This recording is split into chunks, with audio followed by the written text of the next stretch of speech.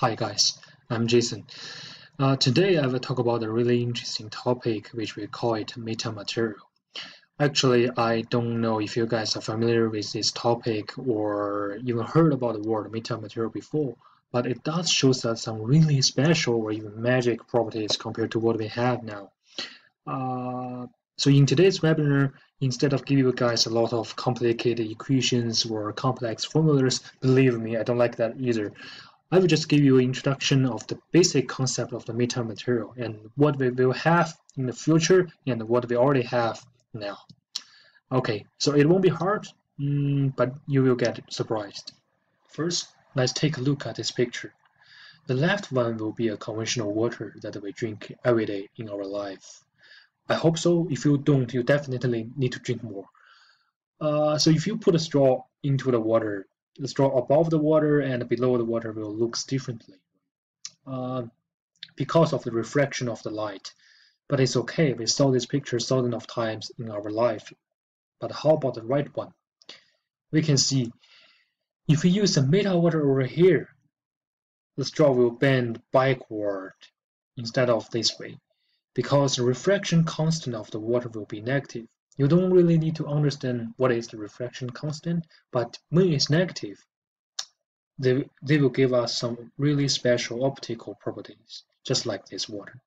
So over here, the right picture will be artificial metamaterial array.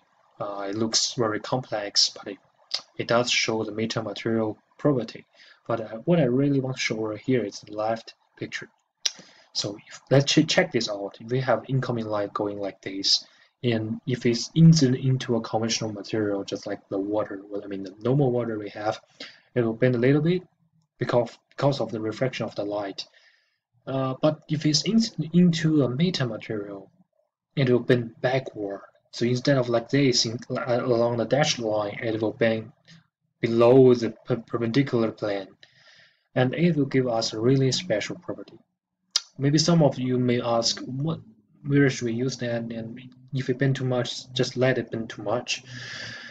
But if you recall like something you learned in the physical class, you will know if the light can travel in this way, it can travel in the other way around. Over here, that's how we use the special and magic property of the metamaterial. And that's how we make people invisible and transparent. If you check this out, this clothing is made from the metamaterial, and we can see something behind her. The reason is if she's standing in the region over here, if there's a light traveling like this, it will be refracted in this way, right? So the light received by our eyes is actually from the backside of this girl. That's why we can see something behind her. And also we can check out these two pictures. If you check left one, if you don't have your hand over here, you can see the mat behind this glass, right? But if you put your hand somewhere close, you cannot see your hand at all, even though your hand is actually over there, because this glass is made from the metamaterial. The light will be bent backward. That's why you can see the mat instead of your hand. And also for the right picture, if the big guy is standing close to this glass, you cannot see his leg, right? Because it's too close into the metamaterial, and what we really can see is somewhere a little bit far away. So this you can see this little child over here, but instead of this big guy's leg. So this picture is more like abstract model of the metamaterial concept. It looks weird, but I will explain it for you.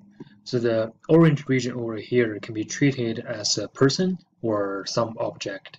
And the blue region will be the metamaterial, which can be the water, can be the glass, or can be the clothing. So as we already know that when the light traveling through the metamaterial, it can be the refracted light will be bent downward, right? So actually, the light received by our eyes is from the backside of this object. That's why we cannot see this object at all, but we can see something behind. And that's how we realize the invisibility instead of being a superhero or something. Some people may ask that, so it can be used in optical engineering. Is there any other area that can be applied to? Actually, the answer will be yes. Other than optical engineering, we can use the metamaterial concept in the electrical or microwave engineering also. So over here the CRLH means the composite right-left-handed material, which is one kind of the metamaterial. And we can apply this concept into a resonator antenna, which make it much more smaller than the conventional ones. And we can use in a branch line coupler, and we can modify the passband arbitrarily as we want. We can build a resonator, we can build a liquid antenna, we can use it in an SIW structure. So basically everywhere.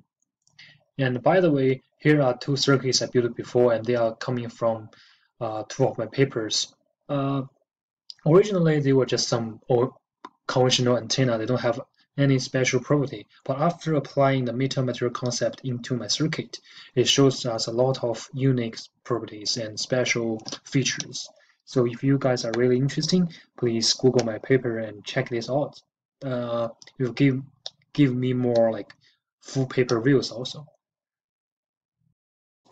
After checking out all these interesting and magic applications built upon the metamaterial concept, we are discovering a new era of the microwave and optical engineering.